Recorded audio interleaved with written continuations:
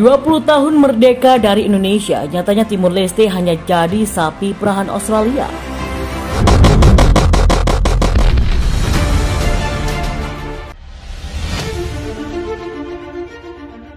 Sudah 20 tahun Timur Leste memutuskan untuk menjadi negara sendiri dan berpisah dari Indonesia. Setelah melakukan berbagai pertimbangan, B.J. Habibie yang kala itu menjabat sebagai Presiden RI ketiga, memutuskan melepas Timur Leste. Namun setelah lepas dari Indonesia, tak lantas membuat Timur Leste benar-benar lepas dari penjajahan. Kurang lebih dari 20 tahun yang lalu, pasukan penjaga perdamaian internasional pimpinan Australia yang dikenal sebagai Intercept mendarat di Timur Leste yang saat itu baru merdeka dari Indonesia. Australia memimpin pasukan penjaga perdamaian dari 11.000 orang dari 22 negara, salah satu yang dianggap sebagai kesuksesan terbesar. Melasih dari Cricket.com, John Howard menyebutkan intervensi itu sebagai kemenangan kebijakan luar negeri yang signifikan dan mengatakan ia tak akan mengubah apapun tentang itu. Dan tentara Indonesia menarik diri sepenuhnya pada akhir Oktober. Personel pertahanan Australia dipuji atas upaya mereka, tetapi Intercept hanyalah sebagian kecil dari kisah Australia dengan Timur Leste. Setelah lebih dari 78% orang Timor memilih kemerdekaan dalam referendum pada 30 Agustus di tahun 99, milisi para militer pro-Indonesia yang marah menanggapinya dengan kekerasan. Secara sistematis mereka meruntuhkan kota, membakar bangunan dan menyerang serta membunuh orang. Sekitar 1.500 warga Timor diperkirakan tewas dalam kekerasan itu. Puluhan ribu meninggalkan rumah mereka ke gunung-gunung, dan pasukan Indonesia memaksa lebih dari 300.000 orang melewati perbatasan darat ke timur barat. Kemarahan internasional memaksa pendirian Intercept. Australia pemain kunci dalam keputusan untuk campur tangan, membalikkan satu dekade kebijakan luar negeri yang ambivalen, yang lebih suka melupakan masalah Timur Leste dan melangkah masuk. Tidak ada pertanyaan bahwa Intercept bekerja dengan baik, tetapi keputusan Australia untuk pergi ke Timor Leste tidak hanya berprinsip ingin mengamankan kedaulatan negara tetangganya yang masih baru. Ya, hanya 2 bulan sebelum kemerdekaan penuh Timor Leste dipulihkan, Australia menarik pengakuannya atas yurisdiksi Mahkamah Internasional untuk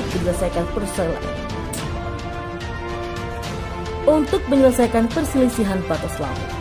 Hal itu merupakan diskusi yang tepat yang perlu dikumpulkan oleh Timur Leste tentang cadangan minyak dan gas yang menguntungkan terkubur jauh di dalam Laut Timur. Bebas dari pandangan adjudikator independen, Australia mengambil pendekatan bullish dalam negosiasi atas kekayaan minyak dan gas multimiliar dolar Laut Timur. Negosiasi menghasilkan beberapa perjanjian untuk menggunakan sumber daya, tetapi tidak ada batas permanen. Australia ingin menghindari adanya batas karena mereka tahu mereka mengklaim sumber daya yang bukan haknya untuk diambil. Namun jika ada batasan, maka hak pengambilan sumber daya itu akan jatuh secara sah ke tangan Timur Leste. Jadi, Australia telah membuat rencana untuk menghindarinya, tapi rencana tersebut digagalkan. Pada 2012, mantan perwira intelijen ASIS yang dikenal sebagai Witness K mengungkapkan bahwa Australia telah menyadap ruang-ruang di Timur Leste untuk mendapatkan keuntungan dalam negosiasi itu. Timor Leste memang sudah merdeka sebagai sebuah negara setelah melepaskan diri dari Indonesia, tapi kini keadaan berubah saat isu banyak warganya ingin kembali ke NKRI. Negara kecil di atas kepulauan Australia ini memang telah beberapa dekade merdeka, namun dampaknya menjadi sebuah negara yang merdeka. Negara kecil di atas kepulauan Australia ini memang telah beberapa dekade merdeka, namun nampaknya menjadi sebuah negara yang merdeka kini menjadi masalah baru bagi Timor Leste. Hal itu lantaran beberapa isu beredar mengenai banyak warga Timor Leste yang kini ingin kembali menyatu dengan NKRI. Isu itu pun beberapa waktu ini santer mengenai banyak warga Timor Leste yang ingin kembali ke pelukan Ibu Pertiwi bila diberi kesempatan kedua. Kabar burung itu pun membuat beberapa orang angkat bicara, salah satunya penggiat sosial media Denny Siregar. Lewat akun Twitternya @DennySiregar7 pada Kamis kemarin, Denny juga merepost berita serambinews.com. Menjadi salah satu negara termiskin di dunia, Timor Leste nyesal pisah dari Indonesia. Kalian sih percaya gombalan Australia? Makan tuh, mereka habis manis sepah dibuang. Tulis Denny Siregar.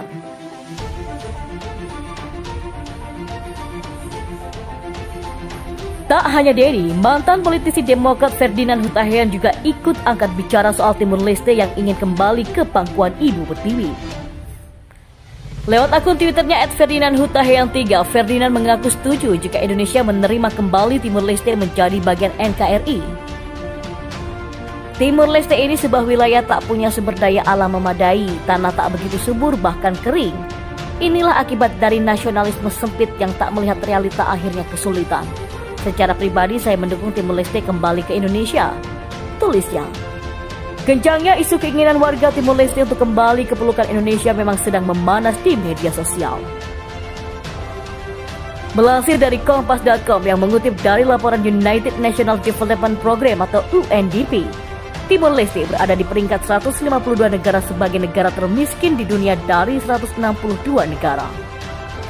Bahkan posisi itu disebut sangat berbanding jauh dengan negara-negara yang ada di Asia Tenggara termasuk Indonesia.